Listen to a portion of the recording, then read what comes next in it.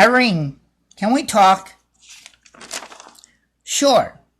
Woodcrest opens the door to a small meeting room, a table with 10 chairs, 4 on the left, 4 on the right, 1 at the head and 1 in the foot, set in the middle of the room. 3 large crystal holders with 3 arms each, holding a crystal 6 inches high, stood a foot apart from each other. The king took a wand from a small pouch he had at his side. I'm not the greatest wizard in the land, the king said with a slight chuckle. In fact, I'm only good at 3 spells. Most need a charged crystal to cast even 1. So I should count myself lucky for 3. This spell is one that even the lowest of the citizens can cast. Here, the king points in the middle crystal with a flick of the king's wrist. A orange lightning bolt hits the crystal. The lightning bolt jumped to the other 2 crystals. The king completed lighting the other crystal holders.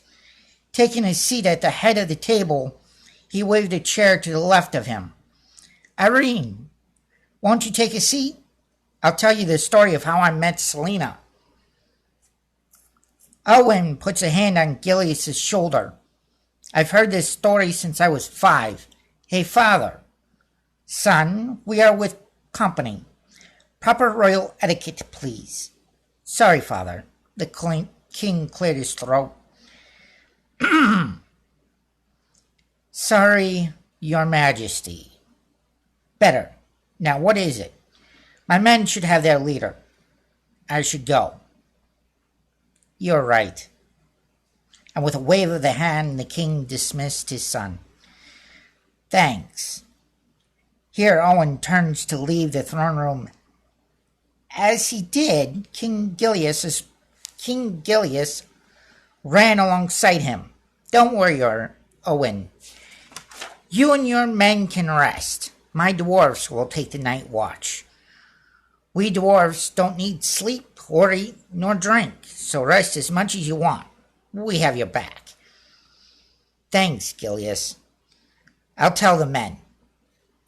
Owen walked to a tall building. It had archery targets on tripods sitting to the left side of a small pathway leading to the door. On the right side, there were thick poles used for resistance training, though Owen would admit he learned more fighting with wood or blunt swords than using them. Owen reminisced on the days he spent fighting in the yard. He picked up the sword quickly. The bow, on the other hand, was his weakest weapon. On a good day, he could hit close to a bullseye. Most of the time, though, he was off a lethal hit. He could at least hit it, unlike 2/3 of his men. Owen took out a wand from a small pouch. He pointed it at one of the targets, flicked his wrist. Suddenly, the target burst into flames.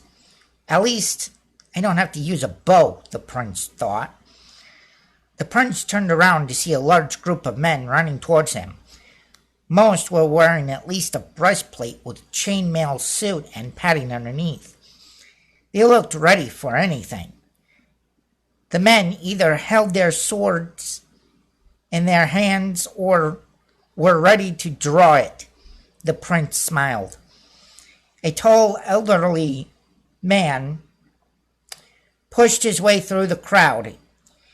He cocked his head to one side, looked at the prince with a disappointing look. Your Majesty, you know the magical targets are behind the barracks. I just couldn't resist. Well, no major harm done. Men, put out the small fires. Prince helped them out.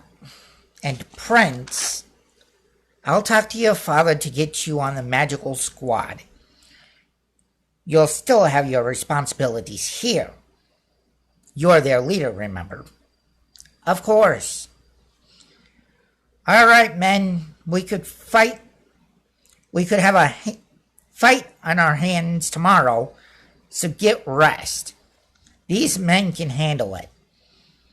The crowd headed back with the old man leading the way. The old man stood looking out a window watching the prince help put out the fires. That's what I have so far. Hope you enjoyed.